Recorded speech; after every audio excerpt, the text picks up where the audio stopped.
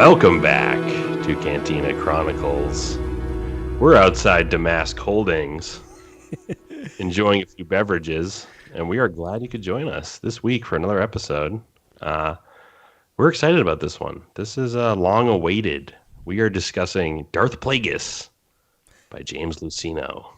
I know this. You want to take the lead here? You've been pushing for this episode in recent weeks, and your fervor to discuss Plagueis has just been so exciting to me. I know, and I just don't know where people are at with this book and this character, and it's I know where you're at, and it's very exciting, and I'm just pumped to do this today. Yeah, I know. I've been talking about it all week. I can't even explain. I mean, and this is a little bit outside our purview. We usually do canon stuff, but I think I was I know this kind of could inform a lot of early stuff, a lot of new stuff, a lot of next stuff.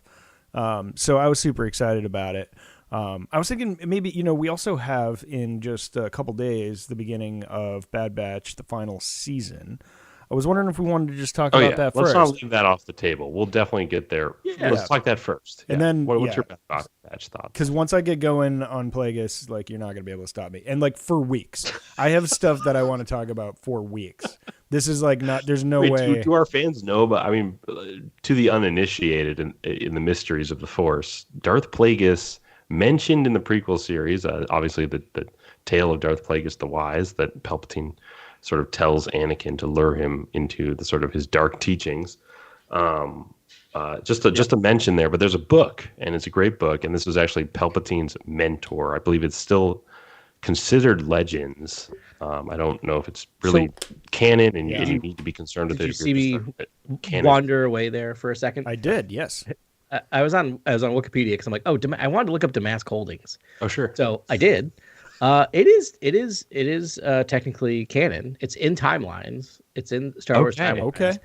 And we can talk about it when we get to it, but there's some stuff here that is pretty runs true for what happens in Plagueis. Yeah. So they might be starting to recanonize some of the stuff. So okay. Well, some of it's being recanonized. We're in the process of it. Mm-hmm. But anyways, this is just a great story about sort of a Dark Lord of the Sith that was sort of conspiring behind the scenes even before Palpatine. And it's very exciting stuff. But anyways, Bad Batch. Let's start with Bad Batch. Let's get into the Bad Batch. You get me so excited. Yeah, so we Wednesday, we're going to get a 3-episode premiere, and we're going to get the beginning of the last season there.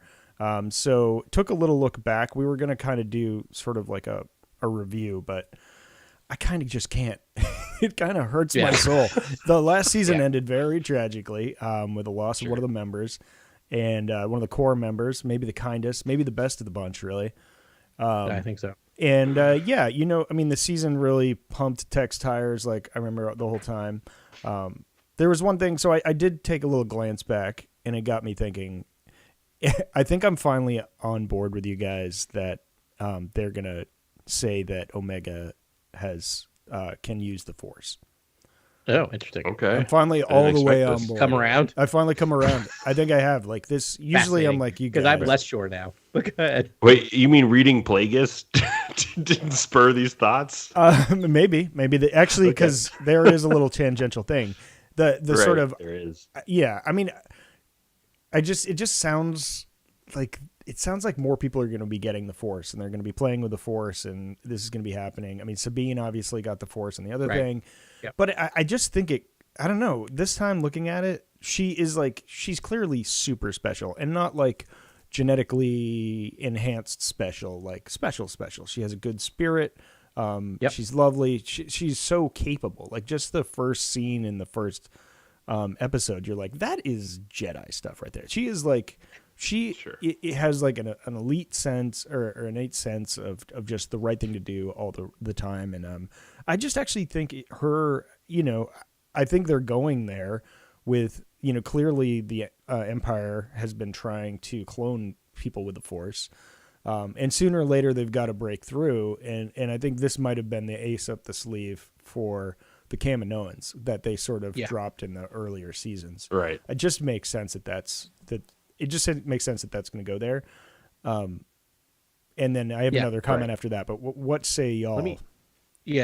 So the question I keep asking myself is why Omega in terms of we know why Boba Fett was Boba Fett, right? Like we get a very clear. I asked for one unaltered copy, right?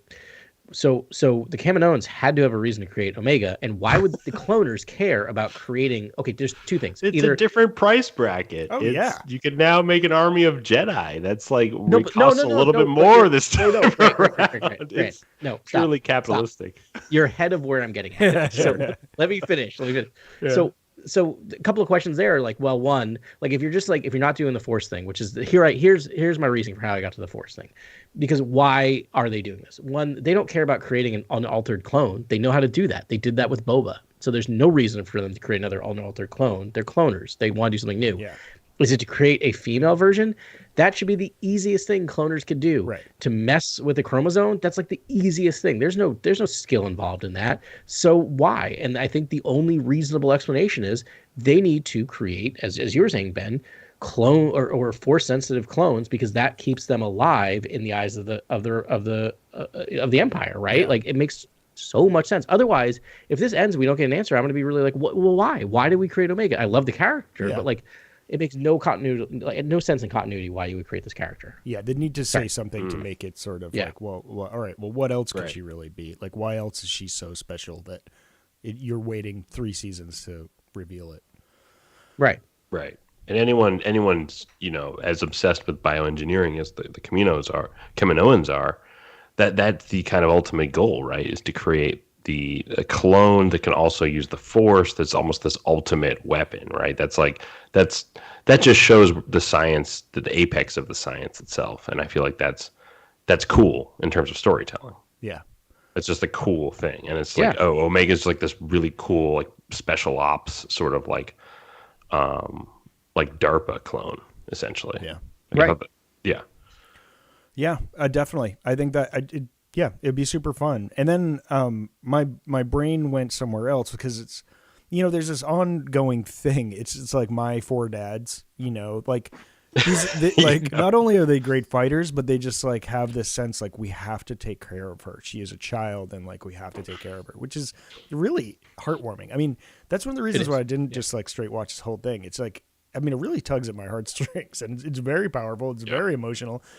And not uncomfortably really so, but it's like, the first time through I'm there, but the second time I'm like, I don't know if I want to go on that sort of like emotional ride, because it's a lot. But yeah, I mean, which is a tribute to the writing and all that. But so I'm thinking about a potentially Force sensitive Omega in the future and where it's going, and who would be best to sort of take care of her. Obviously, she'll be able to, hopefully she'll have the opportunity to retire on that island and live a full childhood. Couldn't you broadly do Robin Hood with her, essentially? Yeah, you could. Yeah. But I was thinking, and you still could with this idea, but I was thinking, what if Asajj Ventress ends up becoming her master and teaches her the way of the Force? Wouldn't that be a fun pair? Ooh. Wait, I like the light bow, though. I'm hoping that she can keep she it. Can keep the light bow. Maybe she doesn't even use a lightsaber. Jedi character that uses a light bow, and it's the perfect like Jango Jedi mix, right? It's someone who's the daughter of Jango Fett, but also a Jedi, and therefore uses a ranged weapon. And I think the Master Ventress would probably be like, yeah, use your light bow. That's fine. You don't have to use a lightsaber. I think you're onto something, because the needle that Lucasfilm has been threading for the last decade now is we can have Force users, but there's only one Jedi in the galaxy right now, and his name is Luke Skywalker. Right. Everyone else are Force users who have Ahsoka. I left the Jedi Order, right? And so now you have Asajj, who similarly who got brought back to the light, is not necessarily a Jedi, but is training Omega to use it. So it makes sense that she wouldn't necessarily have a lightsaber. She would have some other type of weapon. Like, I think you have her master and apprentice, similar to what we get with with what we get, like kind of the light side version of what we see in Ahsoka with Baylan Skull, right? Yeah. And so it would be a very interesting education. It's because it's not going to be all bows and stuff. And I mean, guys, like the question that is the last thing I think of when I go to bed at night, and the first thing I think of when I wake up in the morning is like, what is the ideal role of the Jedi? Like what is it like? Where did the order go wrong, and what is the next evolution of like what the Jedi could be, that could be a more perfect sort of There's some order. Plagueis quotes we'll get to later in this episode that I Yep. think will spur some conversations about the Jedi and the Sith and Yeah. what it all means. Yeah. And it's like, I kind of like this sort of disparate teachings that are happening. You know, you've got Ahsoka Sure. and Sabine. I mean, if you had Ventress and Omega, that would be Yep. super fun. You've got Luke Grogu figuring and it out. and Yep. you know and Din Djarin, which is like not really that tutelage, but like Clan Jaren. Yeah, I'm very excited Yeah. for the future Me too. of those But two. Imagine if you do that and then you bring in Rey, right? And Rey is the Yes. first new Jedi Order, taking Yeah. in all of these lessons, right? Yes. And trying to figure out what a new Jedi Order is with all of this. Yeah. Yeah. I love it. yeah. So this is stuff that I think we'll be talking about a lot. Yeah. But yeah, Oh, I think yeah. that would just Yeah, be yeah. super fun. And like, because like, I don't know that I want the sort of Colin Trevorrow, it's just another new Jedi Order and there's Rey and there's the teaching don't. and they're all wearing the masks and playing. Like, maybe it's really weird. Like, Like, I know, I think I told you, like, I had a really nice Friday night, peaceful Friday night at home. And I was like, just thinking about, what was I watching? Oh, The Green Knight. I was watching The Green Knight. Ah, So It was good. so good, and it just hit. Such a I was great like, film. that's what I needed. I was like, had the longest week of work ever, and I just sat down and melted in the couch, and like watched this beautiful, crazy, like sonorous, lovely Arthurian tale, like classic, Poetic. yeah. Beautiful. Yeah. But now I'm trying to figure out what I can take away from the Lighthouse for yeah, for Star Wars. yeah. And Adam was We went watching the Lighthouse. and the Green Knight Unknown. before we went live today, Yeah. and it was great. Yeah, I So- mean, there's probably plenty of room for the Lighthouse in Star Wars too. But Sure. You mean like a Sith? Now that you've Sith, said it, it's out of the bag. Now I need now it. I need it. Now I need it. Yeah, It could be a Disney Plus short. Yeah. As long as it's just as depraved. It should have been Kylo Ren's being stuck on Octu. Yeah, I guess maybe it's They an should've done SNL that. short. Yeah. yeah. But so in the Green Knight, they have Merlin, and it's the best like costume design Merlin I have ever seen, and he has like face tattoos, and like and it's just like doesn't need to speak. Like that's kind of where I'd love Rey to go, is just get weird, like not light side, not dark side, just like really arcane and like really into this like, Sure. you know, ancient teachings and like really trying to get to the bottom of like how to reshape the Jedi Order, as opposed to Luke that's just like, let's just try again. They weren't so bad, you know? Nothing it's against gonna Luke, be tough but, though. I you mean, know. it seems like it'll be the beginnings of a temple. You know what I mean? Mm-hmm. Like the recruiting, like the sort of like the early stages of maybe the Jedi trials and sort of Padawanship and sort of tutelage. Like I imagine, because it sounds like they wanted to depart from the sort of like Rey is older script essentially. I think it's still going to be a 10-year jump though. If 10 years, what I heard. Yeah. yeah, a 10 years. Okay. So now Well, she's yeah, I imagine there's still like just 30. you're still finding Yeah. people, and then at the same yeah, time, of course you are. Yeah, I think what Finn's about still we, finding. we talk about allowing Jedi to feel emotion and sort of find kinship with each other as sort of maybe a new practice that they didn't do before with Rey's temple. But I don't think we really talk about age and when she's going to recruit people and how, like, you know, she'll find Jedi at what age. Anyone, you know, like Yeah. anywhere. So People older than her that are force sensitive Yeah. that never really yes, Yeah. I mean, had a chance to learn how to use it are going to be able to go there and enroll. And I hope so. I mean, that's very much what, again, not that EU is what we need to do again, but like old EU was Luke's Jedi Temple, right? That was Luke's Jedi Order, was anyone who's force sensitive come here. And by the way, they could have attachments. We were texting, or the guys were texting, and I was busy because life. And they're like, "What do you want in a like things that you must see in a new Jedi Order film? I really want to see." And my thing, I was gonna text, and I just didn't get a chance because I was driving. Was just like, I just want to hear the word attachment and some like, Yeah, I just right. want to hear the word attachment. it Just feels give me like the word a attachment. lingering question that George set up, essentially. He was just like, Yeah. well, what was wrong? What did they do wrong here? It's because they definitely felt these attachments, yet they, denied themselves of such That relationships. goes so well. Yeah. Yeah, that goes so well in every religion. When you repress, everything goes great. Repression is the Right. key Exactly. to happiness. Exactly. Yeah. Well, I mean, Don't that spread parlays that. well. People will think it's real information. Yeah. No, yeah. But part of me wonders if like it could just be you could kind of get both of what you're asking for, not asking for, but both of what you're thinking about, because it could be if this is 10 years later, it could just be, hard cut to Rey's been out in the galaxy doing her vision quest and is now back and ready to start. It might just be the formation of the new Jedi Order is what we might get in this movie, right? Where she has come back weird, Right, and sure. like ready to start gathering pupils, Yeah. right? So, Well, so I have this weird headcanon because I watched Star Wars Summer Vacation Lego show. right, And it was centered, I think Yeah. that's the one that centers around Finn, and he's all by himself, but he's like getting ready to do his next thing. Where I think he says like Rey is out searching for more Jedi knowledge and like raiding temples and doing all that fun stuff, and he's about to go. His job is recruitment. He's going to be the one that goes and finds Force sensitive people and brings them into the school. So in my headcanon, it's like they're 10 years in.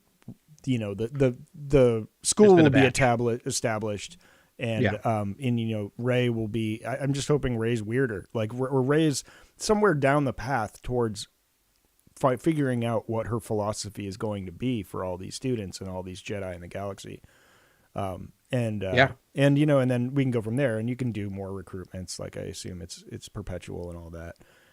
You're saying Finn's the recruiter? Yes, that was what was stated in I Lego would Star love Wars. if Finn is wielding a sort of like vibro sword or lightsaber and blaster. Oh, yeah. He's Yeah. force sensitive Oh, yeah. and is so attuned to the force that he basically can find people who are force sensitive. Like he's like, oh, they have it. Like that makes sense to me. That's an organic sort of evolution. Oh, how character. cool! I mean, Finn could be the coolest Jedi ever. They just did need to do it. Yeah. And I hope everyone will come to their senses and Boyega's free and they can do it. So, Well, I like that it's so secret. It's so buried at this point. Everyone talks about it as the Rey film, and I'm very excited about the Rey film. And I mean, if you bring back John Boyega, people are going to be so happy, so pleased with that. yeah. So, Anyways, but this is all a good sort of segue in there because we were talking about George Lucas and sort of all the interesting things Lucas put out there in the prequels. That's what James Luceno had to deal with when he wrote Plagueis. Yeah. Now that you've brought it up, this is really, for me, this is a major nerve because I feel like what James Luceno does with the sort of lore of the prequels as a sort of prologue to the prequels and the saga itself, the 9 films, is so adept and so just deft. Like I just feel like he just tapped into all the different sort of like strands of lore that George set up in the prequels and that carried forward into the original trilogy, and sort of really took the time to think about how he could tell the earlier parts of each of those strands, the earlier instances of those stories, and the sort of planning and plotting that goes into the prequels. And I just have to commend James Luceno for doing that. It's just amazing. And I feel like as a sort of sole auteur and artist and writer in crafting this epic, I feel like he should be commended, given that, there's mixed reviews of the sort of sequels and the stories that sort of take place after the saga, and how that the lore and strands of lore are handled there. And I just have to say, looking before the saga, what James does here is just, I don't know, it's just unbelievable. It's literally a 10 out of 10 for me. Literally a 10 out of 10. That's so rare to just say that about a lot of these stories, but just incredible stuff. 100% agree, man, because it was like, Lucasfilm did a ton of backfilling on sort of, the whole Clone Wars saga, right? It was like backfilling on why, Anakin ended up where he did. And they do all these things and they're like, well, this happened because of this and this happened because of this. But like what Luceno did was like yes and everything. He was like midichlorians, yes, and the next master can see midichlorians, and like it's key to the plot. Obsessed with manipulating them. Here's all the deep dark science that he's into. Yeah. He's like, we know there's Munilis. Oh, so there's a whole banking clan and there's a techno union and all this. Well, that means there's this dynamic economy where like, and then it's like, wait, the Trade Federation has voting rights in the Senate. He's like, what? Okay, like let's go, and just like, and the sort of like luring of the Trade Federation to Naboo for the plasma that's under its crust, like all this stuff that's just like Yeah. Okay, like this is all the stuff that I'm dying to know about. know. It's like process stuff mixed with incredible dark side lore and Sith stuff. This is the stuff that made me miss the old EU, right? And the old EU came out of the fact that like it became evident at some point George Lucas was kind of done making Star Wars stuff. Yeah. Realistic, like it just wasn't really happening. And so, effort. and he's just started saying, okay, go ahead and do it. And just like being able to like this like, could you imagine a book in Disney era coming out where it's just like, no, we're gonna tell you everything that happened that leads up to the moments of the story. Like, it's just, this is wild. Like how much road they cut. I forgot this book of just like how much it just explains everything. Oh, and it ties like, in seamlessly with the Bane and like the whole Bane story, and Knights of the Old Republic is in there, and like the so that's why you see why I was trying to tell you about Knights of the Republic. I was like, you gotta gotta know everything about Knights of the Republic, and then use that information. When Plagueis kind of name drops, you're like, whoa, okay, that's awesome. Yeah, like makes sense. You have context. Oh man, so that's what this book is, man. It just goes, and there's almost a different book. There's a quote from James Luceno where he says he almost structured it differently, where there was a whole Qui-Gon sort of there were these Qui-Gon chapters, and it was this almost this race to immortality between Plagueis and Qui-Gon. Qui-Gon actually meets the wills and actually achieves true immortality. Oh, because he does. He does. Yeah, that's amazing. That would have been amazing.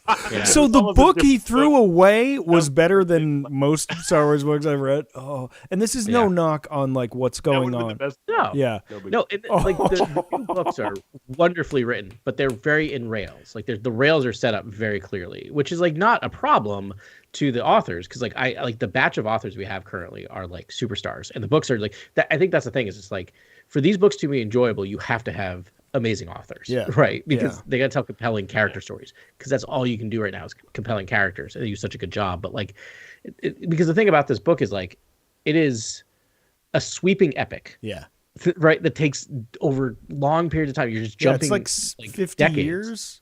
Yeah, 6 years. I think it starts 62 BBY and it goes to 30 BBY actually. So 30 years. Man. And I mean, like, he doesn't miss an opportunity to tie in another person and then add to their thing. I mean, the Darth Zana stuff. I mean, so this is when I got to just start pulling some of this stuff out. Oh yeah. Okay. But he was like, he says, oh man, I'm never gonna be able to find this. He says like allegedly Darth Bane was able to here we go. In Bane's age, a Sith might have had to guard against an attempt at essence transfer by the deceased, a leap into the consciousness of the Sith who survived. But those times were long past and of no relevance, not since the teachings had been sabotaged, the technique lost. The last Sith possessed of the knowledge had been inexplicably drawn to the light side and killed, taking the secret process with him.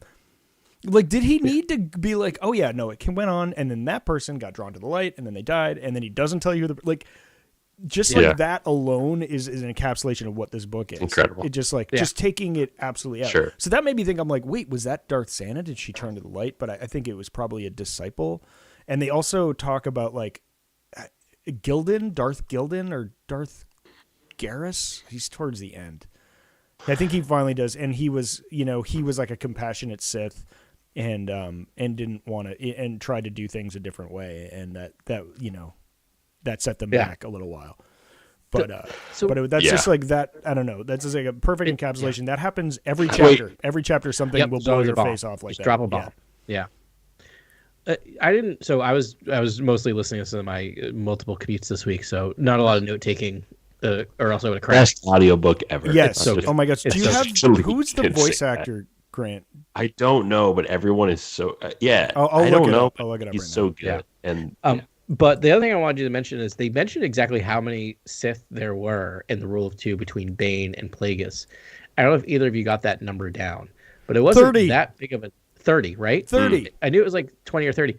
Like, to me, is also just like, yeah, that's 30 books. That's 30 books right there. Like, just write 30 books. Like, just write a book for every single one. Just give me that encyclopedia of like just do it. Yep. No, that was another one that I highlighted because I was like, what? Yeah, because he was like, it took in the last 1,000 years, there's been tens of thousands of Jedi, and in that time, there's only been 30 Sith. He's like, he's like only 30 were worthy of the mantle of the Sith. Yeah. Can I also skip ahead? We can talk more about it in detail, but my favorite thing might be how Sidious kills Plagueis. It is the most Sheev Palpatine move ever. Yeah. Yeah. And just the monologuing. Just bore him to death. By monologuing him to death? Yeah. Wait, so that's really just skipping to the end. I think we'll get there, but we'll get there. I mean, we should start with the death of Tenebrous because can we Tenebrous start with the end? Can we start with the end because that connects to the prequels and fans, are going to be more concerned with that than anything else. Oh, but I'm more concerned with the beginning stuff. We're going to get there.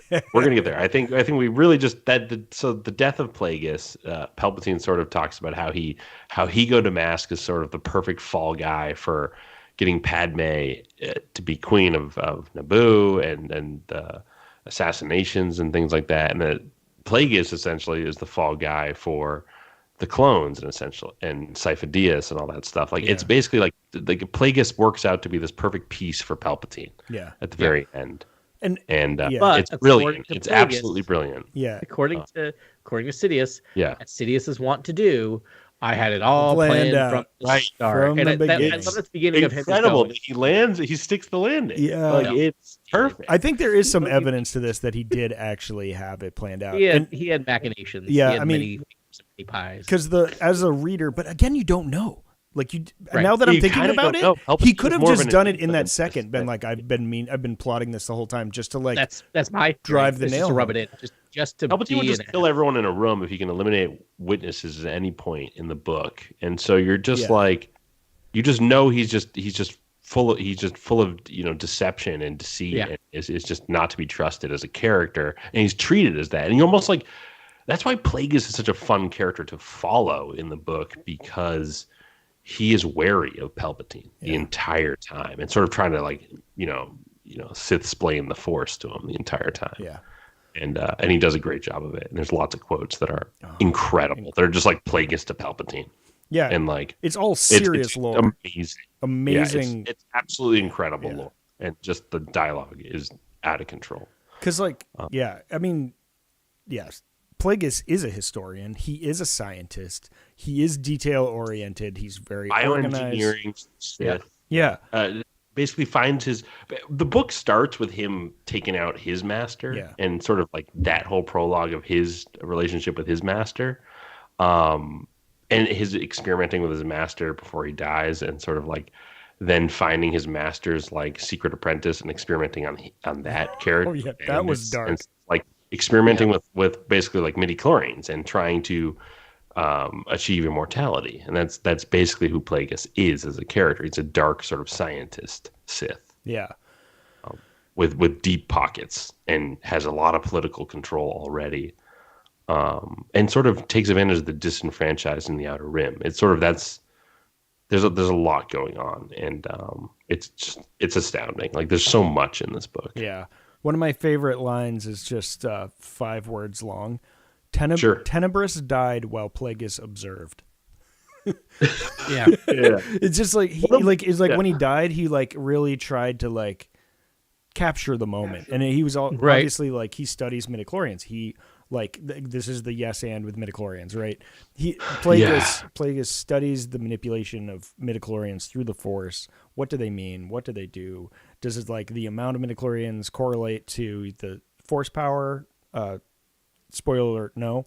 And then he was able to encourage the midichlorians to like help repair his body. There's a great line. There's a great line in the book that I highlighted where he goes, it's almost like a Bane line from a Nolan script or something, where he's like, midichlorians are not so easily persuaded to execute the dictates of one newly initiated in the mysteries. And I love that he referred to the Force as the mysteries. It really speaks back to sort of the Greek mysteries and sort of like the school of mysteries and things like that are just so fascinating when you read about read the Greek poems and stuff. And he's just such a romantic character, like such a poetic character. Yeah, because he's very high it's society. For a Sith to be like deeply reflective as Plagueis is. Yeah. Yep. Yeah. And it's fun. because Sidious is, the "I told you so" character, and he's not reflective at all. He's very much this sort of mustache twirling dark little wizard. Yeah. So it's Plagueis is a nice breath of fresh air. Yeah, he's a spoiled brat. Being a deep thinker. He's a spoiled brat. Yeah. Like, I mean, in that moment where he was like, so they get drunk together. First of all, it's crazy that Plagueis was still alive when Sidious was elected chancellor, because that means like he was running around in the middle of, at the beginning of Phantom Menace. There's literally there's literally an explanation for why he wasn't there. Yes. Like, did you catch that? Where it was just like, and this is why. Yeah, right. He wasn't at the Senate. Where I'm like, oh, that's some interesting. Well, he gets chopped up by those Maladian assassins. We should probably mention that. Yeah. And he kind of goes on what is convalescence, kind of like a respirator type. Yeah. He has a kind of respirator device, and so there's sort of this Vader imagery with Plagueis that's really fun. If Vader drank his alcohol through his nose. Oh my gosh, so gross.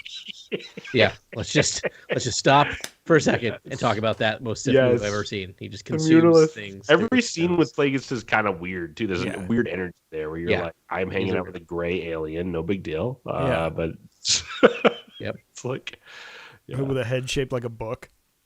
Well, they're kind of similar to the classic sort of sci-fi gray alien, right? In a lot of ways, like the Kaminoans, the Munilists are tall, sort of gangly, sort of very, very like typical gray alien almost design. Yeah. But check out Attack of the Clones if you want to see live So action. that's what Plagueis looks like for listeners. If you're sort of not following the books as deeply as we are, like the Plagueis is a moon. He's not a human. He's a right. So the banking clan. Watch Attack of the Clones. The banking clan sitting around the table with the separatists. That's the species. Squish heads. Yeah, squished heads. Other kind of flat. So you imagine that every fortunate. scene. Yeah, with a respirator. And you're like, he's a little taller than everyone too, I imagine. Yeah. And his master, Darth Tenebrous, is a Bith. Yes. You don't know what a Bith is? That's the musicians at the cantina. Tenebrous has great quotes in this book too. I didn't bring any of them to the conversation, but they're great quotes. He's also a fun. I mean, just Lucino writing like Sith, like master quotes is just like above, like just one of the best things ever. It's amazing. I mean, this is a little off, beaten path a little bit here, but for a second, I mean, one or two of these have to be alive during Acolyte, right? Like, come on. I think Tenebrous could be. I think Tenebrous. If I don't get a Sith Bith. Yeah, and because I think, oh no, his other Padawan, his like backup Padawan was a Bith also, but I forget who they said Tenebrous's master was. They might not have. I believe it was a Twi'lek character. Oh, it was a Twi'lek. Yes, you're right. It is. So it's so in canon currently. Shoot, I just had it. Is Xana is Darth Tenebrous's master is? Oh no, it's not on here actually. Never mind. Yeah, I don't think it's Darth Xana because Darth Xana is like 600 years before that or something. Yeah. That's the previous one. Not even like before Darth Tenebrous. Is Darth Xana's the only one named? So there's no one named. Is that right? I don't know. Well, there's a bunch in here. Clunky, like there's like it's like Darth Gildan or Darth Jarrus or something, and then sorry, that's obviously not canon Jarrus, but there's he mentions a bunch in between, but and clearly that she passed it on. But yeah, I mean, I don't even know if Tenebrous is canon. Probably not. It's in there. It is canon. Okay, it's not canon that it is not canon that he's a Bith, but it is canon that he's there. Like the only canon ones are Sidious and then Plagueis, Tenebrous, and then Bane, basically, and Xana. Like that's it. Like it goes Bane, Xana, Tenebrous, Plagueis. 1,000 years later, Tenebrous, Plagueis. Right, so, and we know there's about 30 people in there, so or 25 other people in there. And there's a ton of other names. We just don't know where they fall in that lineage. I want to know. I love that, Adam. You're like 30 books. Give it to me. Go. Yeah, just $30. Come on. You get 5 authors who are real good. Yeah, that's 6 books each. That's nothing. Yeah. They can finish that before the decade's out. It'll be great. Yeah. All right. Yeah, no, they should. They really. I just need a Sith lineage sort of, at least a sort of like timelines book or something, like something Yeah. at some point. Let's just figure out where the Sith have been. I feel like it's a fun thing to explore. Um, what about the Yinkori? I knew you'd love. I The thought that was Yinkori. like one of the coolest things from this book. I was like, oh, like Tenebris and Plagueis sort of like thought the Yinkori could be like the answer to Right. feeding the Jedi, this sort of species that's immune to the Force. Yeah. And I was like, that's cool. Like, it was so interesting that like you hear about the different sort of grand plans of the Sith to take out the Jedi Order in this book, Yeah. and it's not just like one dimensional. It's not just one method. It's like this. They in the beginning of the book they are like they're basically in a cortosis mine, and they're thinking about cortosis as a sort of means to defeat the Jedi. Like the Sith are constantly plotting. What about this? methods to defeat Maybe the this. Sith. Yeah. Yeah. Yeah. And just thinking And and, the- plotting and thinking and plotting and then. Lethal viruses to like destroy the Jedi. Like there's so much in this book that was about like what they could do to take out the Jedi, and I was like, this is so fun because it's not just single minded. Like here's one approach. It's here's different approaches. Here's we've been scheming for years. It was very interesting to get that inside look on the Sith plotting. Yeah. Yeah. And I love how organic it was. Like they were sort of like, really in early stages with Tenebris was alive and still trying to figure things out. And he's a mathematician. Apparently Bith, like they're like mathematician and calculation. That sort of like, that was his thing. And that's a Bith thing as well. Didn't the intelligence exuded from the writing, like of Yes. characters? Yes. Like it Yes. was Totally. really well done. I thought. Like it was almost like Palpatine was intelligent, but almost not as intelligent in a different way from these characters. Like I felt like these characters were almost like you said, Ben, a little bit more arcane, like a little bit. They were a little bit more mystical, but at the same time, they were like number crunching scientists, and I was like, it was just different than Palpatine. You don't really get to see the arcane science, Yeah. mind of Palpatine. No, you don't. Real. He's kind of just a spoiled brat. And He's like, kind of like a bureaucrat, like a spoiled bureaucrat. right. who's- And I think he did learn from Plagueis's sort of machinations and political maneuverings. And he was, Sidious already knew how to play the political game, but I don't think like the 4D chess that Plagueis was doing, I think he learned from him and just sort of piggybacked on and then carried Yeah, through. there's some piggybacking, he's and that's what's kind of cool yeah. is you definitely sense that there's some piggybacking, and it's not like Palpatine had it all figured out. Right. It was like, oh, luckily I can just sort of take pieces of what they were plotting the entire time, and Yeah. that's what Plagueis did too. I mean, like the Tenebris, obviously they build off of each other, the Sith. Yeah. Right. But that's the Just thing. take Like, everything that the previous Sith had going.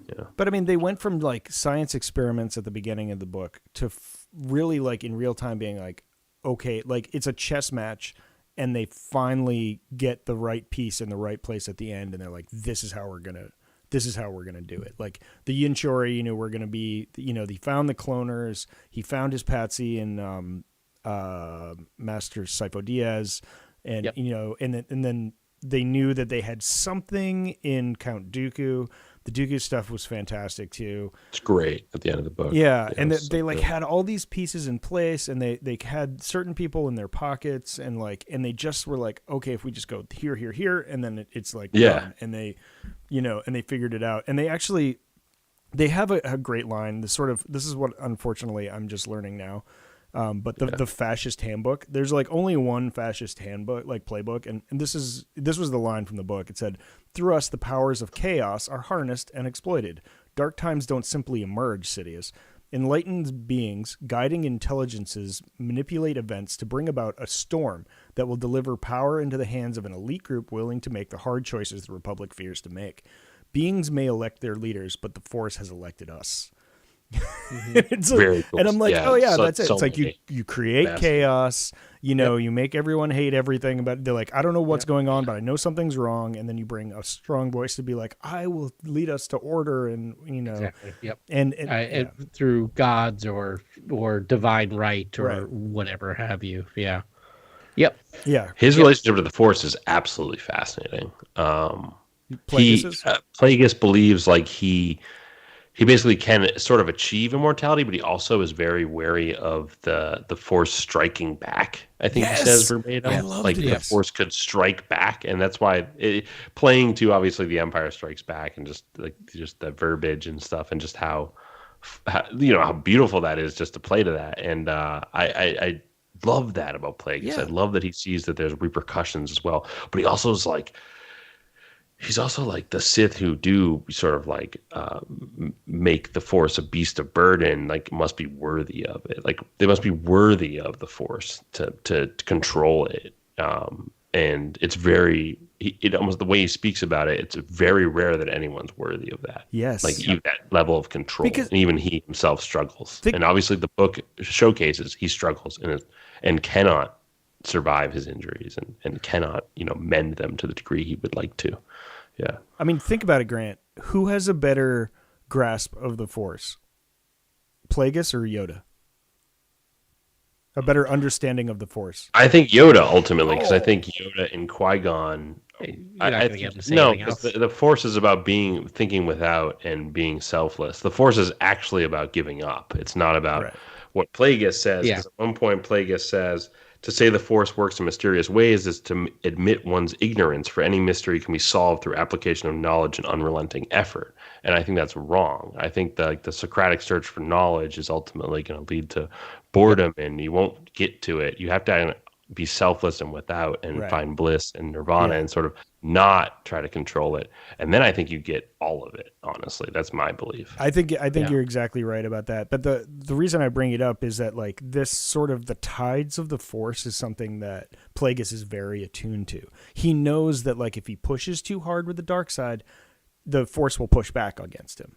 And like and so he's like he like is constantly coaxing. There's a great. I have a great one here. Yeah, do it. I have a good one here. Oh, but yeah, so he's constantly coaxing and building it, but like in worried, and then right towards the end, he starts being like, like he realized we've done. I went too far. Yeah, here comes the wave. And of course, Sidious thinks he's won, the lottery and everything's great, but like but he knows like no. Well, at one point he says the Ashla is a perversion. Oh, there it is. So the dark has always preceded the light. Yeah. The original idea was to capture the power of the Force and make it subservient to the will of sentient life. The ancients, the Celestials, the Rakata didn't pronounce judgment on their works. They moved planets, organized star systems, conjured dark side devices like the Starforge as they saw fit. If millions died in the process, so be it. The lives of most beings are of small consequence. The Jedi have failed to understand this. They are so busy saving lives and striving to keep the powers of the Force in balance that they have lost sight of the fact that the sentient life is meant to evolve, not just simply languish in contented stasis. Right. Like, just... These are takes. These are like sizzling hot takes, just like against the Jedi, like throughout the book. So, there's one line in here that's actually like truly cool, truly fascinating. And I think plays to the new Jedi Order sort of stuff that we were talking about earlier. It's when Plagueis is talking to Palpatine, and he's like, "Remember why the Sith are more powerful than the Jedi, Sidious? Because we are not afraid to feel. We embrace the spectrum of emotions, from the heights of transcendent joy to the depths of hatred and despair. Fearless, we welcome whatever path the dark side sets up on us, and whatever destiny it lays out for us." He's definitely into the emotions of everything, and so even joy, which I thought was interesting. Yeah, and which goes to tell me that like I'm excited to see this new Jedi Order film, because I'm excited to see what Force sensitives do when they get angry and they do give into their emotion, and sort of maybe that's part of it. It's almost like managing powers with when you have such deep emotions. Essentially. Yeah, right. I have sorry. Oh, okay, I have another quote. No, I was just to build off that real quick. Is like it's like it's almost like it's less about the emotions and more about having emotions and having the ability to destroy everything around you with Force lightning. Right? Like that's the issue. Is the emotions aren't the issue. It's the power that you have. And how do you emotions? How do you control that? How do you feel your feelings without, frying everyone around you? Right. So I have a line from Plagueis here talking about why he thinks that the Jedi fell. It says, if indeed they have been acting in accordance with the Force, how could we be succeeding in tipping the balance? How could the dark side be gaining ground? In fact, the Jedi have fallen away from their self-assigned duty, their noble path. Could they have prevented it? Perhaps by perhaps by having remained in control of the Republic by electing and re-electing Jedi Supreme Chancellors, or perhaps by absenting themselves completely from the affairs of the Republic and attending to their arcane rituals in the belief that right thinking by them would keep the Republic strong and on course. The galaxy tipped into the light instead of having allowed themselves to become marshals and enforcers. Yeah. Like, I mean, that's the like one of those cruxes, right? It's like, what is this more perfect union, to quote Barry-O? Like how do they make this thing going forward? And I think what you said earlier, Grant, was the latter. It was sort of like they should just pull back, right? Yeah. And just and they shouldn't have any involvement. What were you going to say, Adam? Yeah. No, I agree with that. What I was gonna say, kind of as a side note, is that like this is why I never worry if I can't take notes, because you literally all hit on everything while I was driving. Like, oh, I want to make a note of that. Like, I wanted to talk about that quote. This idea of like it's something we talk about a lot. Of like the and I kind of agree with some of that a little bit. The downfall of the Jedi, in my opinion, is that they became too involved in politics, which is not what they need to be doing. It's not their strong suit either. They're not. They're too ignorance. Not the word I want to use, but like they're just doe-eyed idealists. They can't survive in politics. They just can't. Right. Palpatine in this book even says deception begins with the bureaucracy. Yes. Yeah. Yes. Yeah. And I love that line because I was like, oh, that's what destroyed the Jedi, essentially. Right. As soon as you get lost in that bureaucracy, what is your mission? What are you doing? And, as much as like the High Republic taught us, like the Jedi become whatever's needed at the time. They're malleable. Right. Their purpose changes, which is convenient for Lucasfilm. If they're listening to the Force, though, that's the issue. Right. And I don't think they were listening to the Force at that moment. That's why they fell. Yeah. Exactly. They got blinded, and maybe it's because of the Sith, right? Maybe they fell because the cloud, right? Yeah, made it hard for them to hear the Force and what they were supposed to be doing. The cloud and the dark side. Who knows? I'm tired of making excuses for why the Jedi are acting like idiots. No, I know. Though, you know what I'm saying? So I've got another one here. You may have. She had merely. Well, don't you think Coruscant is sort of visual metaphor for like why the Jedi fell? It's such a noisy cityscape, or it's like shoving these like monks, these monks out in like this like the wilderness, bustling city metropolis. I'm like, to me, that's the genius of the sort of aesthetic direction of Star Wars and sort of in the visual storytelling. The Industrial Revolution. I don't think it's really I don't really think it's taken into consideration at all. It's kind of just like people still are looking at why did they fall. I'm like, look at this. I'm like, it's visually there. It's visually right there. Yeah. So it's the Industrial Revolution killing off all like all mysticism. It should be on Dantooine and like the grasslands, like Tython. Yeah, something. Yeah, anywhere but there. Agent Kloss. Ajon Kloss seemed like a great place. Seemed like a nice spot. Yeah, it is. Yeah, lovely. Ossus, right? Isn't that where Luke's temple is? Like that was Ossus. Really nice. That's a nice. That looked like a nice spot. That had all the things. Lots of frogs. Lots of frogs. Yeah, I mean, temple, but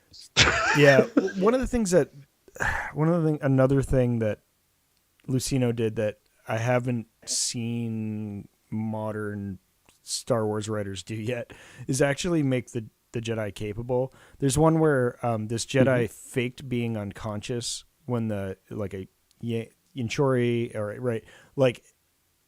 to figure them out, and then actually like woke up and like killed them.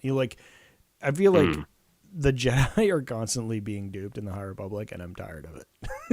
And I mean, maybe they were dumber then, but it was like, well, we know they're also pretty dumb around the fall of the Republic. So, I'm I don't ready even for know how Jedi the Niles to do. stand up to the Jedi. Honestly, I just like it's wild to me that I don't know. It just for me, it's like I guess it's the Jedi staying their hands is sort of the problem of the High Republic. It's like because they're good and because they don't want to cause more damage and hurt people, and they don't want to kill the Nile. Every time it's like the Nile, being absolute psychos, and then they have to go lethal. Right, but and in this one, they don't want to. This Jedi is like, no, I need to kill this one because I can learn from whatever. I forget exactly why she killed it, but it was like they needed to like understand. Oh, actually, because the Yanchori where she couldn't use the Force, so she had to just like do what she could, and she just stabbed him to death, like after feigning unconsciousness. Kind of give you my headcanon. This character okay, now I'm like putting old canon with new canon and reversing the timeline. But theoretically, this is a Jedi who grew up hearing all about the Nihil and being learned about having to deal with these situations. Yeah. While I feel like in the High Republic, they're at the end of hundreds and hundreds of years of peace. Yeah. So they are just not ready for this, right? Because they have been living in basically just a wonderland for hundreds of years or centuries, right? Where they haven't been challenged.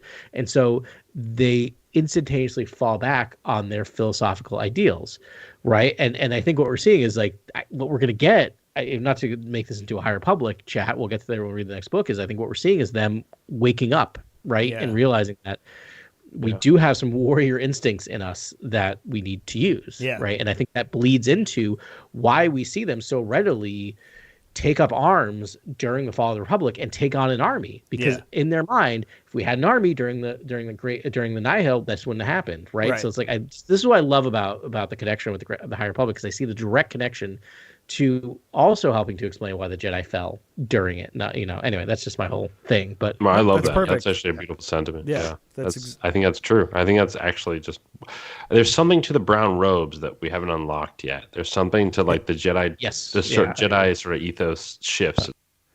Yeah, because they're humbled. I mean, they're humbled by that experience. Of what's happened in the High Republic, and I think that's where they're going to end up. It's like they're in these ostentatious, like elaborate robes in the High Republic, and then we know necessity made them use more utilitarian lightsabers, but I think they're going to be like, you know what, we need to get back to sort of a different way of thinking. I'm sure it's all going to get drawn in there, and I think, Adam, just to double tap on what you're saying, is like this will be the story of how the Jedi went from being these like, idealistic peacekeepers to, realizing they need to become warriors. To a Mace Windu, right? A Jedi character that has basically dabbled in the dark side, but to use it for the light and sort of what that means. To me, that's the ultimate almost story. And I would just love to see that realized as a kind of young Mace Windu. A sort of Padawan Windu show. Like I should be amazing. I would just watch every episode and eagerly await each sort of release. I just love that idea. So I did a little digging. It's Daniel Davis is the voice actor for this, and I mean, so good. So there's sound design in this. There's just like this low frequency rumble the whole time that like Sith are around, which is the whole book. It's so cool. Yeah, it's so cool. But his voice acting, so his Darth Maul may be better than, was it Matt Lanter that did Darth Maul, or no, Sam Witwer. Sam Witwer. Like Sam Witwer did an amazing job, but like this guy's Darth Maul might have been better. Well, his is closer to original Darth Maul. I mean, his Sidious was as good as Ian McDermott. Like, it was insane. And of course, like if they ever did a like live action or a Plagueis again, like he would need, like his voice was just perfect for it. Like, it was very good. It's basically my Plagueis.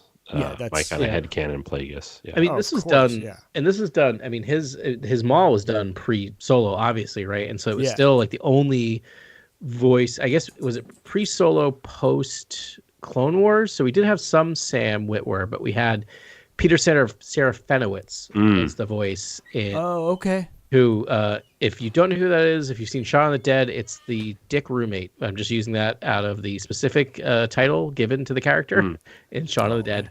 Also very funny. That's his official title. Official title. British comedian, but very deep. I mean, the way he wrote Maul. Yeah, it's so tragic. It is like pure Sisyphusian. It really is tragedy. It adds to it. Yeah, you can see Sam Witwer kind of taking this into the character in a way that I think he built out. It is so weird to me that Plagueis was sitting there like just watching that conversation they were having in episode 1, right? Just on the balcony. So it is weird. Yeah. Yes. Yeah. I mean, he's around still at that point. Yeah, he's there. I mean, he's there through almost all of episode 1. He barely makes it. He was in the room behind them as they're having that like balcony talk, and 114D is there like capturing the audio. So this might be a appropriate time to do canon talk. Sure. What? Cannon Corner? Cannon Corner, as I like to get I like pedantic. it. But I was listening to what you're saying, and then I fell down a Wikipedia hole. I'm very, very confused about canon. Again, Wikipedia is not 100% accurate, but it's fairly good. There's a lot here for Darth Plagueis that actually like confirms almost all of what happened in Darth Plagueis. I'm trying to figure out like Why that is. and what they keep citing. Like, this is me like having to find footnotes. Like I literally like did Sure. control find the letter the number 8 because 8 kept coming up. 8 kept getting whatever, and 8 is Tarkin, which is the first canon novel, also by Lucino. Oh, So yeah. like Yeah, so yeah, much yeah. like for, He was like pulling stuff in like it's fascinating, right? Because like for on his instance, way out like the door. trying to they talk about the fact that like while training Sidious, Plagueis taught him that 2 Sith were required for their perilous machinations. So if they work together in accordance with the rule of 2, with one of them serving as bait for the dark side of the Force, the other as a vessel, they could succeed in acquiring the ability to harness the full power of the dark side and rule immortality for 10,000 years. Like this is stuff that's now still considered canon. Like now I'm feeling like, do we have to read Tarkin for next week? I mean, we're not going to, but There's mentions, right? I It's like would Damascus love to read Holdings is Tarkin mentioned again. in Tarkin or something. so you want to talk about Tarkin was a Damascus? great novel. Let's talk Yeah. Damascus Holdings. So Yeah. Damascus Holdings has Wait, Damascus Holdings? Or are you No, talking about Damask. Higo Damascus? Higo- Damask. but Damascus Damascus Holdings. But Damascus Holdings is what he owns, right? Yeah, because he's Higo Damask. That's Yeah, Plagueis. that's Plagueis' real quote unquote name. yeah, But his real so he civilian has name. Damask Holdings, which only gets a mention in Plagueis in old canon.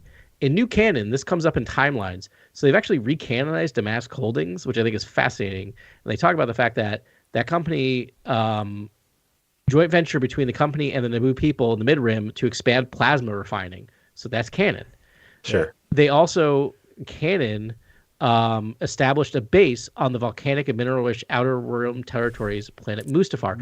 So the Mustafar thing is owned by Damask Holdings. So like, So there's the like, mining facility that are there, you could extrapolate as sort of belonging to Damask Holdings. Yeah. and this literally happened last year. So, or like this, I guess, yeah, last year timelines came out. So it's fascinating to me that they are slowly. There's something to that where like a previous Dark Lord sort of built a lot of the infrastructure around the story, right? And when you do zoom out and you tell the story that takes place before Palpatine, you sort of show that all the scaffolding and how it's being raised. Yeah. I think it's really fun, and I think Plagueis is a great addition to sort of the prequels, and the prequels just. It makes the prequels sing, and it just helps the prequels the right way. Talk about backfilling.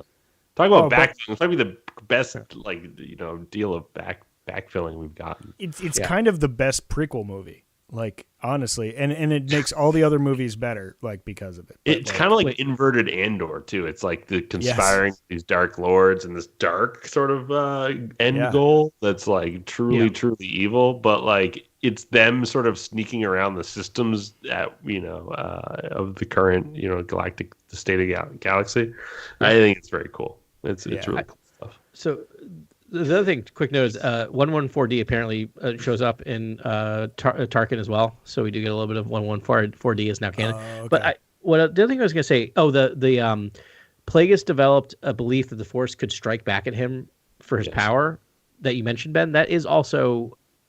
Says that's mentioned in Tarkin, so we'll have to read Tarkin and see if that's. I know. I mean, I read that book when it came out simply because I saw Lucino's name. Whenever I see I've got Lucino's name, Tarkin I was behind like, me. I could just snatch it up and but that was in the there. first book that came out that was canon for Lucasfilm, and I remember it being fantastic. The thing about Tarkin is he's actually he's the military mastermind sort of character. Yeah. And that sort of character just knows a lot about all types of cultures. It's just like Thrawn in a lot of ways, but right. Very similar.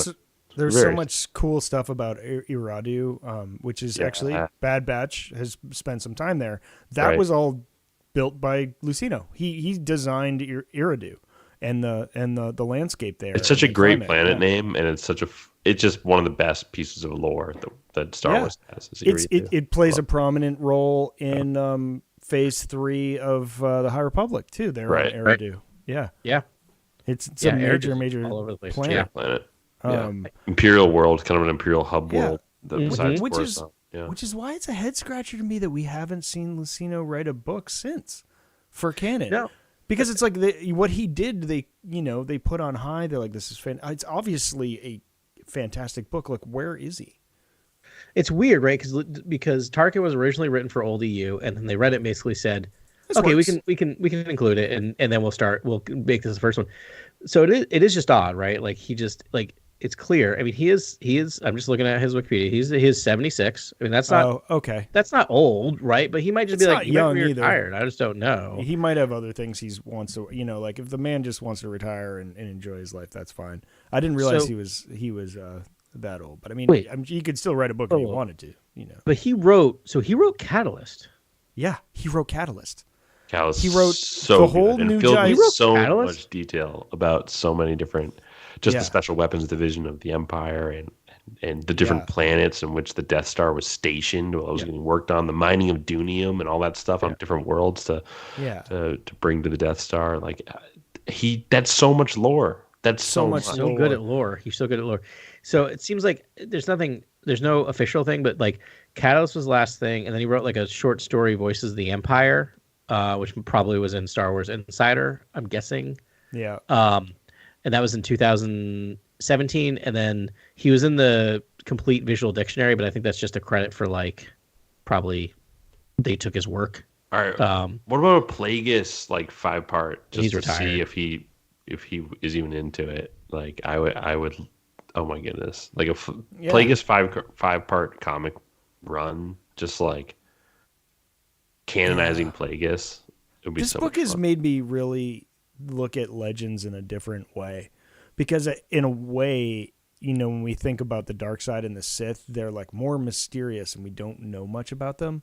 And so in that way, the fact that like this story is Legends makes a lot of sense. So It's like you're keying into something that I think is actually super beneficial for Lucasfilm, and I think they know this too, which is that, and I almost think it was the impetus for creating Legends in the first place, which is to make Plagueis, like to sort of make Plagueis a Legends novel and to say everything before Tarkin's Legends actually works to their benefit, because it's like all that stuff then instantly becomes murky, and you can't depend on it as being factual, information about the galaxy. But isn't that perfect for a character like Darth Plagueis? And therefore, making it Legends seems like almost the best approach going forwards, because then that history can be veiled in shadows, and who knows, right? Right. And like that's actually better in a lot of ways. Yeah, I mean, if we, if I had a fairy godmother from Disney that was like, you can make one book canon, this would be the book, or if you could take one story from canon and bring it to the screen, this would be the book. But it's like nothing will be better than this book. Like you like even there will be. I mean, eventually we'll have Sith Lords on the screen that will speak like Plagueis, and you'll get that eventually. Yeah, I mean ancillary stuff, but like not this story. Like nothing will be better than this story. Like you can't make a live action like 10-part series or 8-part series about Darth Plagueis, even if it was like using this as the basis for the script. I don't think it'd still be as good as this book. I think this is a series. so honestly, perfect. if you told me what this is, I would say this is a series. Yeah, it's like there's it's just a so series. much You going have on. to- I want to see it as a series. You need long meditative scenes of people talking in a room. Like you like literally give me a 45-minute episode of just Plagueis and like just a 1-act play in a bedroom. Like Swimming with Sharks. It's Swimming with Sharks, but with the two of them. Like it's just Glenn Clegg and Ross, but like it's just that we could get. Like maybe there would be like one scene of like the training of Plagueis of Sidious. I almost think it could be anime. It could be like anime to like set it apart. It doesn't need to be like live act. It could just be its own standalone kind of adult. After they release Deadpool, after Disney sort of begins their foray into creating more, of the 4-quadrant sort of the 35 plus stuff, and they sort of integrate that into their libraries. I wouldn't be surprised if they do something with Star Wars that is in that vein. And I think you're right, Grant. an anime sort of like Plagueis Palpatine story would just be, you could really stylize all those scenes and just make it sing, and then it could also still be murky and still be Legends and still be sort of like what happened where, and Yep. You know, you could still do the time jumps where you're with Plagueis at different points in time, and so it's not everything's defined. Like you could do a really fun thing. I think you're right. Not to get too far afield, but Yeah. when Deadpool like does gangbusters, because I'm guessing it will, Yeah. just because it's Deadpool. Like Disney's, it's going to be a real interesting test for Disney to be like, our most popular Marvel film in like 5 years is a giant R-rated film. Oh, Well, it's also like everything R-rated now. Is that That's how engine Disney weird likes to though react. too? It's like optically it's going to be great because it's going to make so much money, but they've also like cleared the schedule for it, and it's I know that's also a product of the writer's strike, and I think everyone should be suffering with their content right now for how long they kept that going, and so but it's I fascinating. get what you deserve. Marvel Honestly, film coming out this year. at the same time, they have cleared that there's sort of nothing around Deadpool. No, it's just going to So be a it's going to juggernaut. be like it's going to hit, and then Also, it makes I it don't the know, I juggernaut. guess they'll be brought to the shareholder meetings and they'll be like, "Look, it hit," but of course it's going to hit. There's nothing else around it, so it's like I don't know. I think it's just going to be a good story, and it's going to do. I well. wonder how I'm hard stoked they're gonna about that hit. that movie. I wonder how hard they're. Oh yeah, me too. Because it's a crossover with Wolverine, and you got Hugh Jackman for like the And last Loki. time. Yeah. Oh wait, Loki's in that too. Loki. No, Oh I my mean like God. it's TVA. built off of the mythology of the Loki series. Which the second I saw that, I'm like, all right, I'm in. You got me. The cast is like, Yeah. I mean, that is the greatest cast of all time. Like, don't worry about it. Well, it's also like Deadpool's also like an expository character where he can just explain the TVA in less than Exactly. less than Right. 60 seconds, and you're With basically like done. 4 curse words. Yeah. Exactly. Yeah. And he can fit in a joke too, like to button it and explain everything. Can I bring us back into Star Wars? That's weird. Yes. I don't think I've ever done that. In this Thank you, podcast. Adam. You're welcome. Thank you for doing my job. Weird. That felt strange. I want to bring us back to Lucino because I was going down a Lucino hole of just like his career. I just want to talk about it because he's the man. So like he almost his entire writing career, apart from like he did so much Robotech novelizations. Oh, great! He started out just doing all these Robotech things, but it was under a false name, Jack McKinney.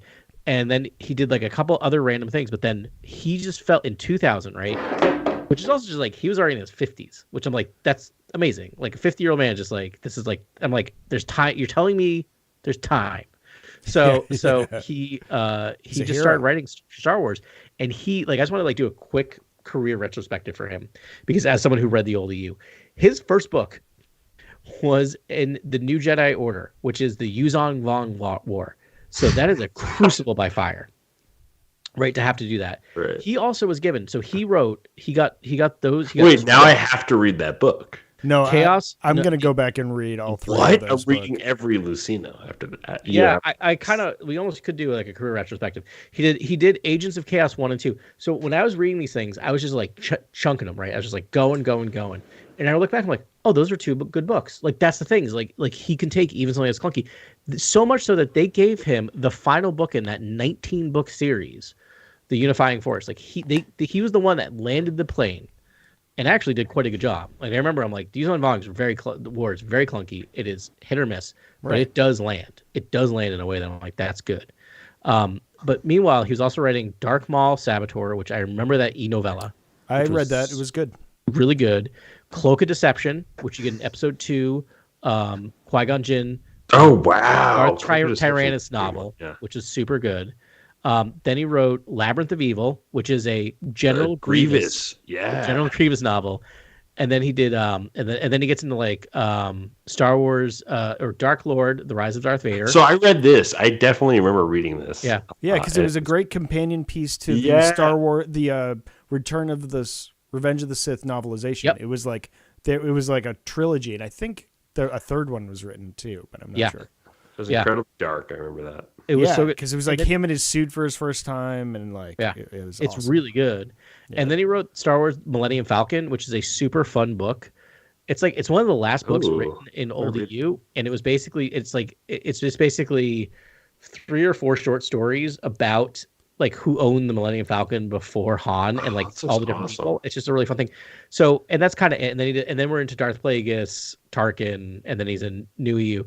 But like, and just reading his Rogue One or reading his Catalyst was just like, here's the thing. The reason why, I mean, it sounds like he retired, so but also his role was to take a baddie and tell that backstory and expand it out. Yeah. And there's no room in new EU for that right now, because I'm like, give it. I mean, we got a great Phasma. I mean, Phasma's the last thing I can think of. Well, I can't think of her name. Dawson. No, not Dawson. Yeah, it's Dawson. Yeah, Delilah Dawson. Dawson. Asthma. Yeah, it's like the closest thing we get. It was so good. Yeah, to a modern. That was actually a great sort of villain.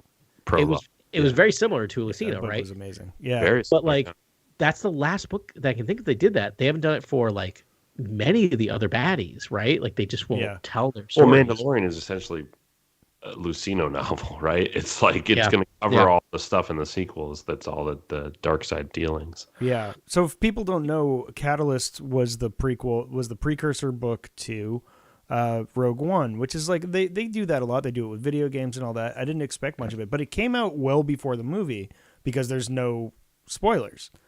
It's like everything that leads up to the beginning. It just like directly abuts Rogue One, just as like Rogue One directly abuts A New Hope.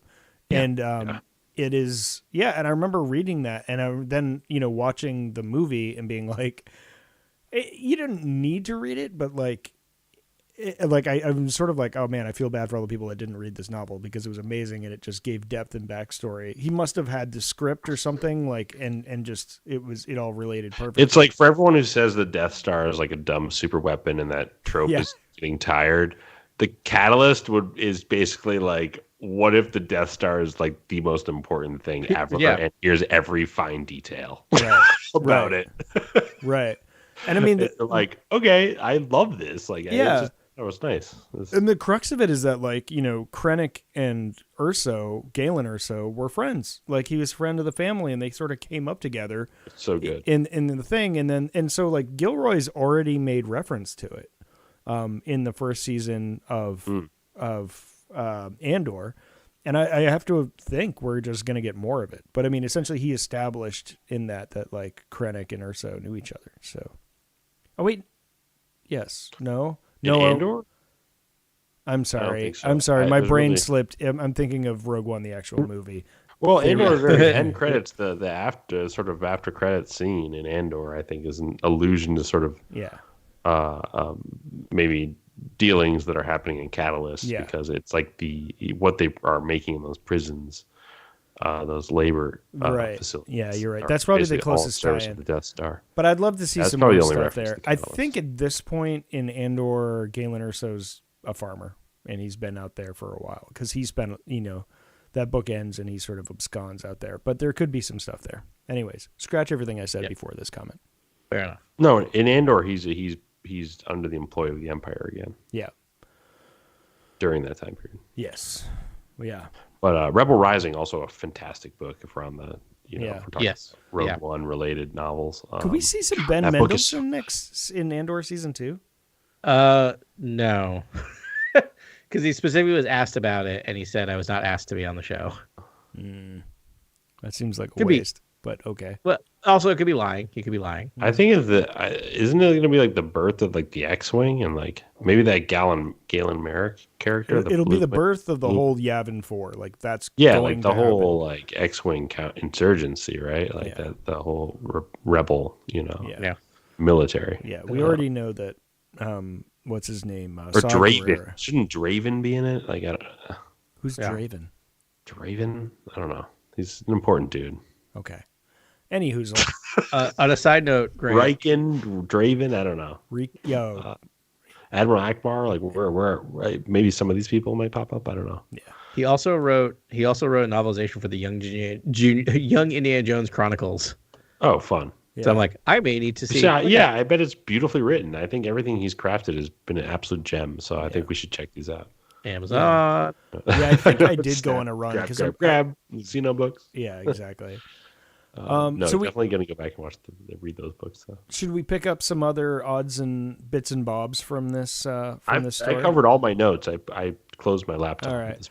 I had a couple there. There was another character that it was a Jedi that was abandoned, that was like fighting off an insurgency. I think it was of the Yinchari, but I'm not sure. Her name is Komari Vosa. Yes, and right. that was another Padawan of Dooku's.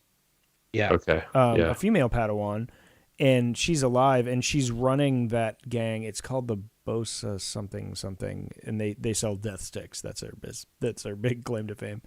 Right. Isn't there like a Bando Goro? That's it. Bando Goro. That's it. Yeah. A Bando Goro. Okay. Yeah. There. The Bando Goro were like a thing, I feel like, and then I don't want to go down that rabbit hole, but I think they were a thing spread out across other ancillary Star Wars things. Like I think they were just like a faction essentially. Yeah. That was like, I want to say in like maybe some of the video games. I don't know. But It sounds vaguely familiar. I feel like it was in like the Bounty Hunter video game or something. Probably because he like if don't Lucina know. was able to make a reference, he did.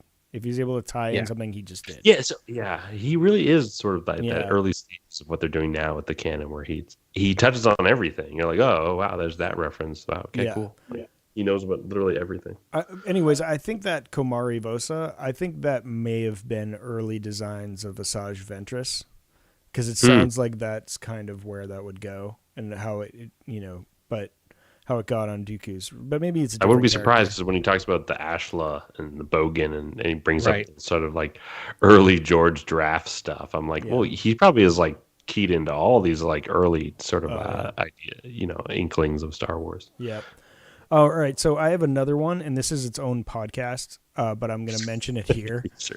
So they mentioned how close Bail Antilles got to winning the chancellorship. I know. Oh yeah. So yeah. Star Wars. we haven't done a Infinities. what if podcast in a while, but that's what I wanted to be, is a what if Bail Antilles won the chancellorship with like still having Sidious lurking in the darkness. Because that I don't know, I that'd be smell an amazing. assassination. That's all I'll tell you. Yeah, it could be.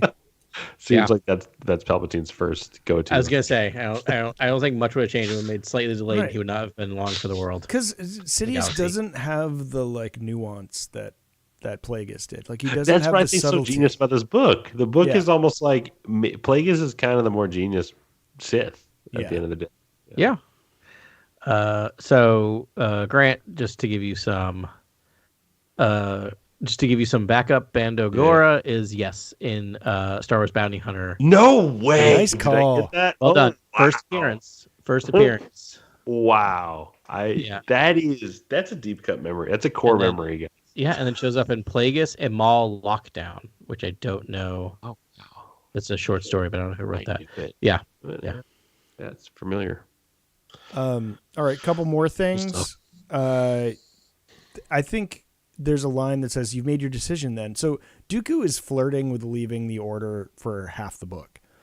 Sure. Yeah. Almost annoyingly so. It's like just do it. Just do it. already. You know, Just- like Lank, get off the everyone pot. knows. Like just go.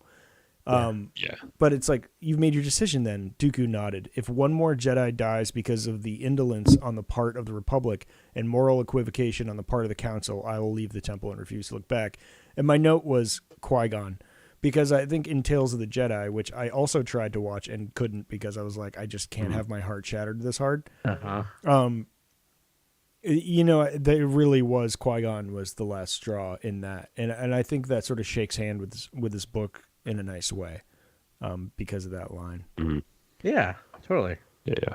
I actually even wondered, like, there's this thing that happened on Galadron. Yes. Yeah. Was Galadron wasn't the first episode 2 of Tales of the Jedi. Can one of our researchers look that up? I should have done it. But I even watched the episode and I didn't catch the name of the planet. But I think that was pretty much it. I mean, where like, Dooku fell all the way off the rails and was force choking like a, sitting governor. And like, but everything worked out great, Mm-hmm.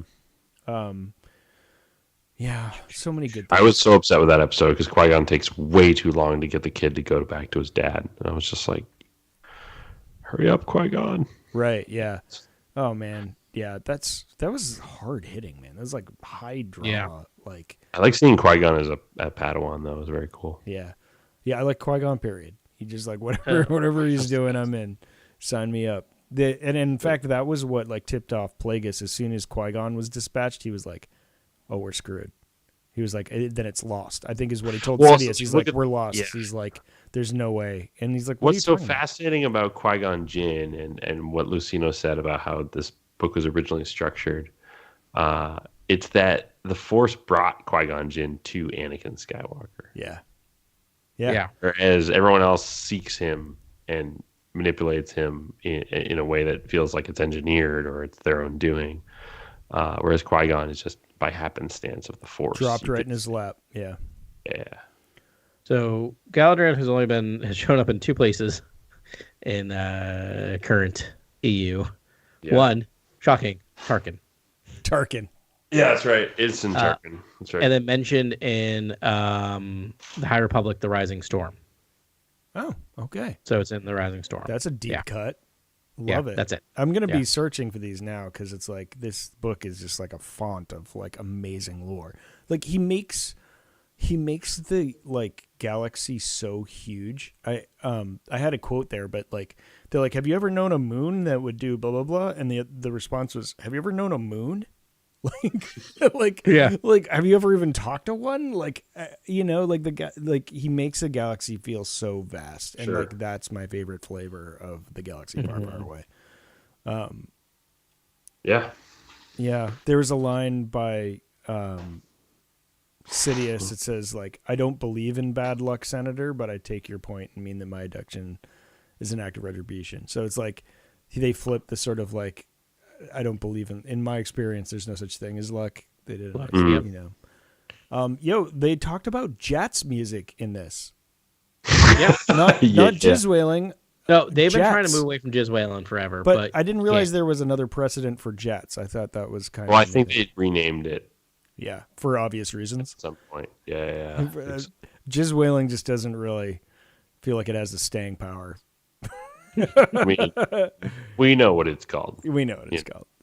Yeah. Yeah. Yeah. But he did so many mentions in this book. This is probably this is definitely top 5 for me. Maybe like I don't know. It's probably like I think my ultimate favorite book of all time of all these books is probably. I mean, Catalyst is up there now, but Alphabet Squadron, I would say like book 1 of Alphabet Squadron is way up there. Nice. This book, yeah. Catalyst. I don't know. Maybe this is 2 or 1. Maybe this is fighting in 2 or 1. Like maybe that's where this is. Because it's amazing. It's really good. It's up there for sure. Yeah. I'm such a bad judge of those things with myself because I'm always just like next thing. And like I can't really like my brain can't compute back and think about it. But like this book is definitely my favorite Star Wars book. Like the dark side stuff that we never get it.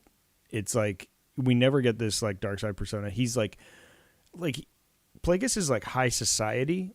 And he's very smart, and he's scientific. He's not mustache twirling. Like he's just like everything is quantified, and I just love that. In fact, there's even there's a line where he's talking to Sidious, and he's just like, they look at us as these like evil demons lurking in caves, and he's like, ironically, like we have to become that.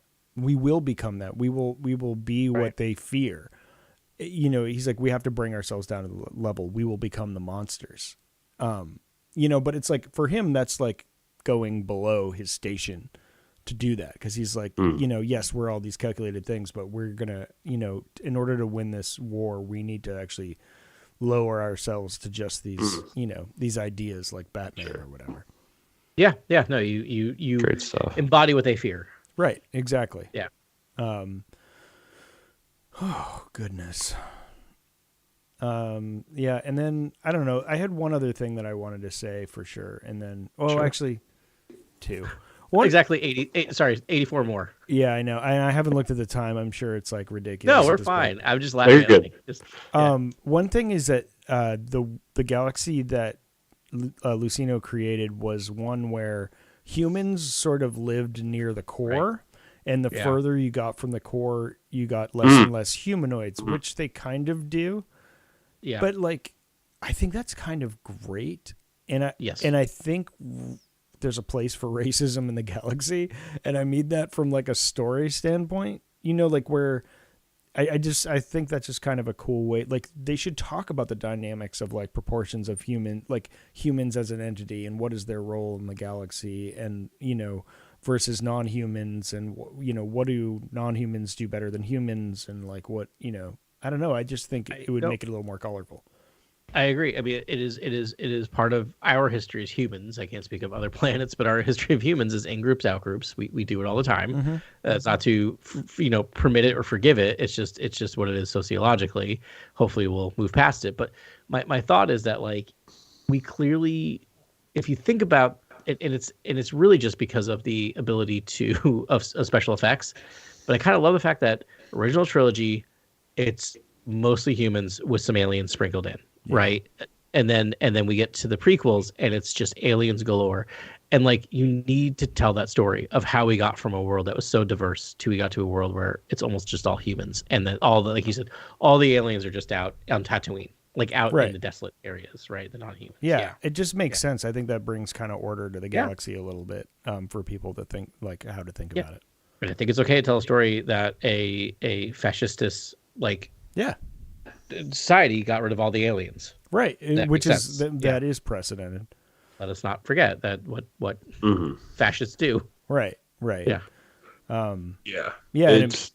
He sets up the galaxy in very political ways, and I feel like it's to the benefit of Star Wars to explore these sorts of politics, just given that it's all about ruling and sort of what leadership looks like, and he has his own idea of leadership, and he tries to sort of vindicate himself constantly throughout the book, and you can't help but like sort of understand that he has a point of view and he has an ethos, but it's not right. Like he's not right, and I don't think he's right. I don't think that information is actually even to be believed, because I just don't know if he's entirely reliable, essentially. I think, again, we talk about the Jedi being so misled and so sort of lost in the sauce. But I think that they got it right, but it's just, it's just the noise that essentially causes their downfall. Yeah, that's a really funny thing, man, because I think you and I were both being like, do you want to join the Sith? And we were both like, yeah. Based off this book? Well, I mean, I was amped reading the book. Yeah. About the book, I was like getting amped for the podcast, because like Plagueis, whatever you say about the guy, I mean, he's got beliefs. He's got his beliefs, and they are powerful. But the dark side should be seductive. That's how he wrote it correctly. Is if you're seduced by the dark side. Yeah, totally. There was one where I think I wrote the thing. I had a note that just said "I'm in," and it came towards the end, and it was like some line, and I was just like, "Okay, I'm in. You're right. This is the way to go. Let's go. Yep. I'm totally sold. My feeble mind doing it, but just like I don't know. Grant, you had talked about like, don't they seem so smart? And I think. Well, I think he equates the Force to like thermodynamics at one point. Right? It's like thermodynamics. It's action and reaction. And I was just like, this is such a simplistic way of thinking about the Force, and he's kind of coming at it from an angle that just seems like understandable, whereas a lot of other people just try to speak about it in esoteric means. And it's like, Plagueis is actually just trying to identify the truths that are there, quantify, that he can count on, and quantify what he can to basically manipulate life, which is this sort of secret knowledge that no one has really known for years, and he's sort of the first one to sort of start doing this with this hostage he takes in Darth Venomous. It's so cool, like it's really cool, and he keeps resurrecting him, and like, and it's just gross because it's like these gurgling noises, and like there's machinery, and it just feels like he shouldn't be alive, essentially, and that it just feels like a corruption in the Force that maybe it caused the clouding of the Jedi in the beginning. Who knows? It reminds me of the movie Seven. Like what he does to Darth Venomous is just like it's gross. Yeah, it's very Seven. I mean, there's that part of it, which he's just so brilliant. But I think the reason we know he's so smart is because of the quality of the writing. And I have like one section, and like I pulled this at random because it just struck me. I'm like lying cozy in my squishy bed, just like feeling great, reading the book, and I was just like, yes, like so this is This is the prose. It's like one paragraph. West and south, as far as his eyes could see, was an expanse of azure ocean, curling white where it pounded the coastline. Rugged, denuded hills vanished into sea mist. Plagueis imagined a time when forest had blanketed the landscape before the indigenous Conmi had felled the trees for building materials and firewood. Now what vegetation survived was confined to the steep-sided gorges that separated the brown hills, a somber beauty. And it's like, if you're going to write like that, you're going to be like, yeah, this is a smart Sith. You know, like it's just like this beautiful artistic thing, and it's explained with his own prose, which is gorgeous. And that's the whole book. It's all it's that like gorgeous. Page after page after page. Yeah. Unbelievable. So read this book, listeners. Yeah. Get a hold of this. Yeah. Darth Plagueis, James Luceno. We'd love it. I was listening to all this, but earlier Grant mentioned Bounty Hunters, and I'm like, isn't that available on PS5? It is. Yeah, you can play it now. Yeah. You can So play now that I know with what I'm doing Bounty tonight. Hunter. Wow. Oh, really? You're gonna go Yeah. in Bounty Hunter? Okay. Yeah. I loved that game as a kid. Me I too. thought that was the makings of a great. I love that game as a 20-year-old adult. Yeah. I started playing that game. I remember when they refurbished it, and I was like, okay, I'll just get in it. They were giving them all away for nothing, like all these old Star Wars games. Yeah. And I was like, it's not, you can't use two sticks, you know, like how we're so used to like navigating with like dual stick. And I'm like, yeah, I think I'm done here. I know. I'm bluffing. I'm not going to buy it because I'm just going to sit there going, oh, yeah, games are bad. Games used to be bad. Yeah. No, that was a good game. It had good atmosphere. Yeah, you get to be I think you went Jango to Fett. Nal Right? Hutta. I think you went to Nal Hutta, and I was like, good. Like, I mean, I got to get ready for the new Jango Fett comic series. Right. Okay, What it's better great. way? It's a great game. You get different tools, I think, like different gadgets and stuff. Pretty sure it's great unlocks. Yeah, I could play. that's the whole I thing. could also download the Star Wars Force Unleashed, which is like which is like every edgelord's favorite thing on the internet right now. Right.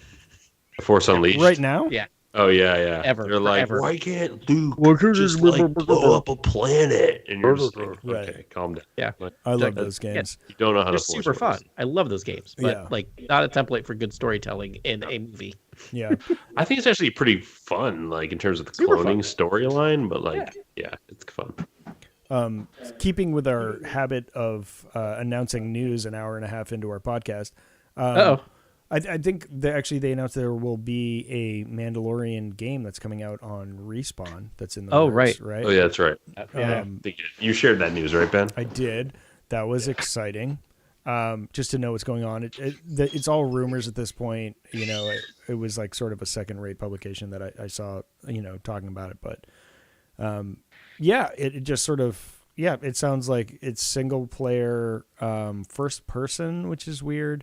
You're a bounty hunter. It doesn't say which bounty hunter you are, but a Mandalorian bounty hunter going through the galaxy. It is not open world allegedly as of now, but who knows? All right. We'll see. Yeah, we'll see what's going on. So that could Love it. Yeah, I love it. It's like about time. You know, we've sort of been like, yeah, of course, this is of all the low hanging fruit, that's the lowest. Like, just do the thing, right? It seems like we're getting all the things we asked for, I don't know, 4 years ago, which is like just make a Star Wars game in every genre. It doesn't have to be good. It doesn't have to be amazing. It just needs to be good. Yeah, playable. It's one of the few things I'm like, I will take quantity over quality. With Just Star looking Wars through games.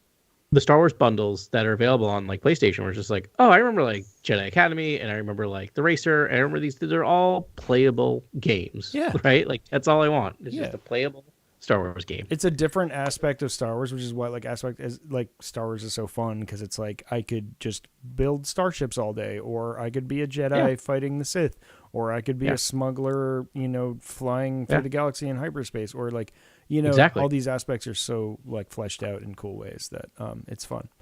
Well, I guess it's just me now, so. I'm here. Okay. I was just saying, speaking of building Star Wars, in case for our video. Well done. Got the N1 Starfighter. Wait, is that a model or is that Lego? That's Lego. Wow, it's beautiful. But I will say the thing about Lego is we were kind of talking online is if you look at it, you get all the greebleebs in Lego form, which I love. Like all these like little things. Like I lost a piece and I was like, oh man, this piece is lost. What am I going to do? And I'm like, I could still put it together without it. And I put it together. I'm like, I don't even know where that piece went because it was just a superfluous piece. That was just some greebleebs. But That's also, great. As long as it wasn't the throttle combustor Nope. Trusted or Hux, like that thing from New Hope that they used to Right. pry the doors open. I wish I knew that I could memorize the name of that piece, but I can't because I don't know. It's just not enough hours in the day. I know. Well, have we done it, Adam? Have we done it? I think we have. And so much so we lost one of us. Yeah, Grant spontaneously Chased him, combusted. Yeah, I think he's off to go build he's a got stuff. lightsaber or something for his new Sith apprenticeship. We did it though. Super fun. Obviously, we'll be talking about Bad Batch, the 3-episode premiere next week. Not exactly sure when we're going to do it. I'd like to do it as close to Wednesday as we could. But we'll be here. We will produce it. The podcast will come out on, Sunday night, Monday morning, as always. And yeah, man, thanks very much for listening to us on this one. We'll talk to you next time on Cantina Chronicles.